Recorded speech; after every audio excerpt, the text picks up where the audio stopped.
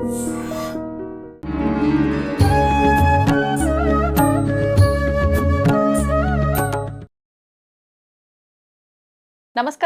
Welcome to I dream. ధర్మ మార్గం with Vijitha కార్యక్రమానికి స్వాగతం. ప్రస్తుతం మనతో పాటు ఉన్నారు ప్రముఖ జ్యోతిష్య వాస్తు పండితులు, లలిత అమ్మవారి ఉపాసకులు శ్రీ శ్రీ శ్రీ నానాజీ పట్నాయక్ గారు. ఇప్పుడు వారితో మాట్లాడి మరిన్ని విషయాలు తెలుసుకుందాం. నమస్కారం అండి. శ్రీమాత్రే నమః. సాధారణంగా మన అంటే బంధువుల ఇంటికే కానివ్వండి, ఫ్రెండ్స్ ఇంటికే కానీ వెళ్ళినప్పుడు వెళ్ళే వరకు ఒక ఆత్రం ఉంటుంది, వాళ్ళ ఇంటికి వెళ్ళాలి వెళ్ళాలి అనే ఎగ్జైట్మెంట్. తీరా వెళ్ళిన తర్వాత ఎందుకు వచ్చానా అనిపిస్తుంది వెళ్ళిన కొన్ని నిమిషాలకే. అంటే అక్కడ వాస్తు ప్రభావం ఏమైనా ఉంటుందంటారా? ఏదైనా నెగిటివ్ ఎనర్జీనా, లేకపోతే అక్కడ ఉన్న మనుషుల ప్రభావమా? అసలు ఏంటి రీజన్, ఏంటి, ఎందుకు అలా అనిపిస్తుంది? వాస్తు ప్రభావం ఖచ్చితంగా ఉంటుందండి, మనుషుల ప్రభావం కూడా కొంత ఉంటుంది. ఇంట్లో గనక నెగటివ్ ఎనర్జీస్ నైరుతి ద్వారా వస్తూ ఉంటాయి.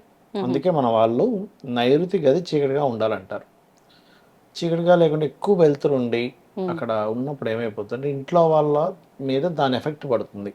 ఎందుకు నైరుతికి చెప్పారంటే, నైరుతి ఏదైతే ఉంటుందో అది 3 గ్రహాల సమ్మేళనంతో ఉంటుంది. రాహు అధిపతి నైరుతికి. ఇటువైపు పశ్చిమ వైపు వస్తే శనాధిపతి, దక్షిణం వైపు వెళ్తే కుజుడు అధిపతి. సో కుజుడు, రాహువు, శని ప్రభావం కనుక ఎక్కువగా ఉంది అంటే ఆ నైరుతి వైపు ఏదైనా దోషాలు ఉన్నాయనుకోండి, ఆ ఇంట్లో ఉండే వాళ్ళ ఆలోచన విధానం మీద, వాళ్ళ బిహేవియర్ మీద ఎఫెక్ట్ పడుతుంది. అంటే ఎప్పుడు గొడవలు పడడం, కోపంగా ఉండడం, లేకపోతే చిరాకుగా ఉండడం. అక్కడికి మనం వెళ్తే మనకు చిరాకుగా అనిపించడం.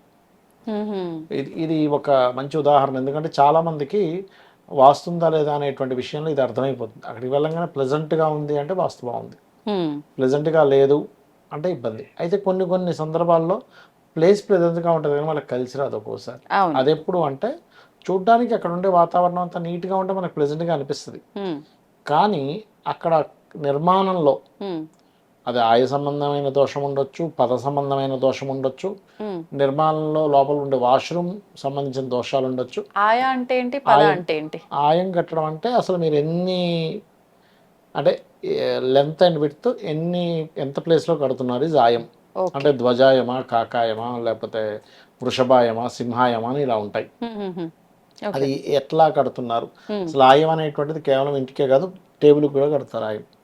ఇది ఎట్లా, ఇది అంటే ఏ దిశలో పెడుతున్నాము, అక్కడ ఉండే టేబుల్ ఎంత ఉండాలి, తూర్పు దిశలో ఉండే ఈశాన్యంలో పూజ గది కడుతున్నాము, పూజ గది ఎంత ఉండాలి, ఇవన్నీ ఆయం. కాకపోతే ఇవాళ రేపు ఆయం ఎవరు కట్టట్లేదు, చాలా తగ్గిపోయింది. ఎవరో చాలా రేర్గా. నేను కూడా కడుతుంటాను, ఆయం కట్టే ఇస్తుంటాం ప్లానింగ్స్.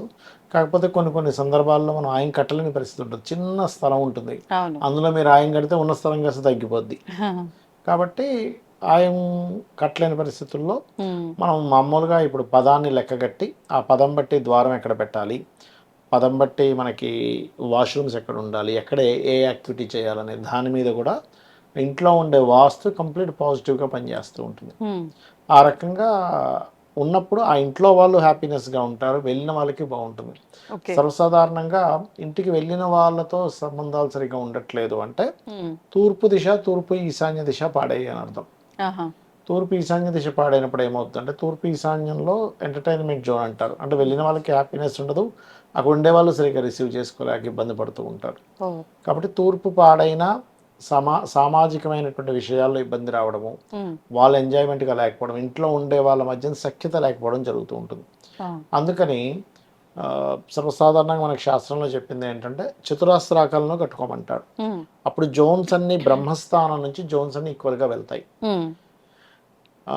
ఇప్పుడు మనకి తూర్పులో లైట్ గ్రీన్ కలర్ ఉండాలి ఎప్పుడు కూడా, కలర్. ఎందుకంటే ఒక కలరు, కట్టడము, పదము, ఆయము, ఇంట్లో ఎటువంటి యాక్టివిటీ చేస్తున్నాము అనేది కూడా మనకు ప్రభావం చూపిస్తుంది. పూర్వశ్యతు సభాగరం చెప్పారు శాస్త్రంలో. అంటే తూర్పు దిశలో మీరు సిట్టింగ్ ఏరియా వేసుకోవాలి, తూర్పు దిశలో లైట్ గ్రీన్ కలర్ ఉండాలి. తూర్పు మధ్యలో ఖచ్చితంగా మీరు అక్కడ రాముడు పట్టాభిషేకం బొమ్మ కనుక ఉన్నట్లయితే, లేదా సూర్య యొక్క ప్రతిమ ఉన్నట్లయితే ఖచ్చితంగా వాళ్ళకి, ఇంట్లో ఉండే వాళ్ళకి హ్యాపీనెస్ పెరగడము, సామాజిక విషయాల్లో బాగుండటము. అదేవిధంగా ఇంట్లో వాళ్ళకి, ఇంట్లో ఉండే కుటుంబ సభ్యులకి కూడా ఎలా ఉంటుందంటే, కొన్ని ఇళ్లలో పిల్లలు చెప్పే తల్లిదండ్రులకు అర్థం కాదు. తల్లిదండ్రులు మంచి కోసం పిల్లలకి చెప్తున్నా వాళ్ళు నెగిటివ్గా తీసుకుంటూ ఉంటారు. బికాస్ ఆఫ్ ఈస్ట్ సామాజిక సంబంధాలకి, ఇంట్లో ఉండేటువంటి సంబంధాలకి ఈస్ట్ మెయిన్గా.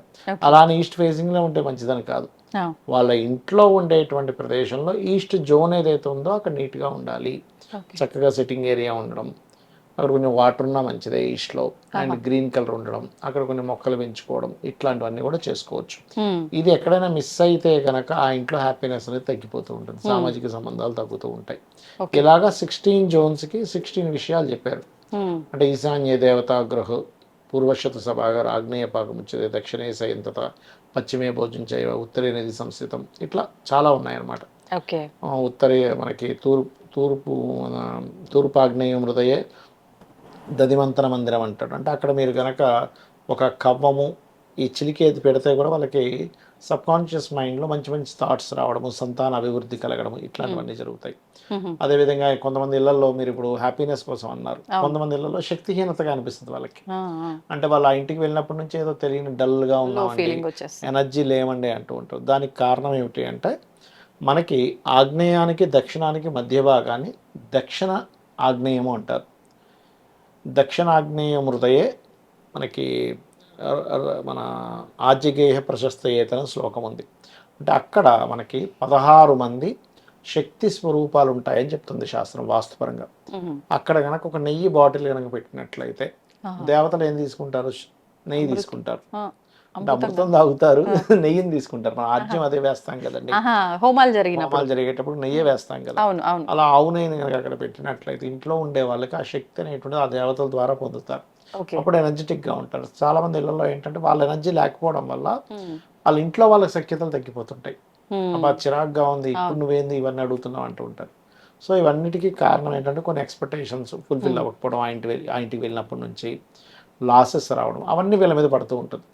వీళ్ళు ఒకటనుకుంటే ఒకటి జరగడం, ఈ కమ్యూనికేషన్ సరిగ్గా లేకపోవడం, కుటుంబ సభ్యుల మధ్య కమ్యూనికేషన్ సరిగ్గా లేకపోయినా ఆ ఇంట్లో ఉన్న వేస్ట్ అయిపోతుంటుంది. సో ఇదంతా కారణం. ఇప్పుడు మీరు అన్నట్టు ఇలా పాడైపోయిన ప్రదేశానికి మనం వెళ్తే మన ఫీలింగ్ అలా ఉంటుంది అన్నారు. అది ఎప్పటి వరకు మన పైన ప్రభావం ఉంటుంది, క్యారీ ఎప్పటి వరకు అవుతుంది? ఆ ఇల్లు సెట్ చేసుకోగలగాలి. అంటే వెళ్ళి వచ్చిన వాళ్ళకి గెస్ట్కి ఇట్స్ డిపెండ్ ఆన్ వాళ్ళ జన్మజాతకం బట్టి ఉంటుంది. అంటే వాళ్ళ జన్మజాతకంలో లో అంటే లగ్నం లోగా ఉంది, అంటే లగ్నం పాపగ్రహాలతో సంబంధం కలిగి ఉంది, సన్ వీక్ గా ఉన్నాడు, అప్పుడు వాళ్ళకి 1-2 days ఉండొచ్చు. అలా ఏమి అంటే అక్కడ నుంచి రాగానే క్లియర్ అయిపోతుంది. అంటే దానంతట అదే పోతుంది, మనం ప్రత్యేకించి పరిహారం చేయాలి. మేము వాస్తుకి నా స్టూడెంట్స్కి కూడా చెప్తుంటాను, మీరు అనుష్ఠానం చేయండి వాస్తు చూసేటప్పుడు. అనుష్ఠానం లేకుండా వాస్తు కానీ జ్యోతిషం కానీ చెప్పకూడదు. ఎందుకు అంటే ఇప్పుడు మీరు అనుష్ఠానం చేస్తే ఒక ఇంటికి వాస్తుకి వెళ్ళినప్పుడు ఆ ఇంటి వాస్తు సంబంధించిన దోషాల గురించి చెప్పేటప్పుడు అక్కడ ఉండేటువంటి కొన్ని నెగటివ్ ఎనర్జీస్ నిన్ను పట్టుకుంటాయి వచ్చి. నువ్వు క్లియర్ చేస్తున్నావు కదా, ఇన్ని రోజులు వాళ్ళ పిక్కు తింటుంది, నువ్వు అది తీసేస్తున్నావు, నిన్ను పట్టుకుంటుంది. అనుష్ఠానం ఉంటే నేను పట్టుకోలేదు అది. అందుకే ఖచ్చితంగా అనుష్ఠానం చేయమంటారు. నా దగ్గర ఒక 2 స్టూడెంట్స్ అయితే ఇట్లాగే తెలియకెళ్ళి చూసి వచ్చేసారు, 2 వారాలు అడ్డం పడ్డారు. ఆ ఇంటికి వెళ్ళినప్పటి నుంచి ఆ ఇంట్లో ఎనర్జీ అలా ఉంది.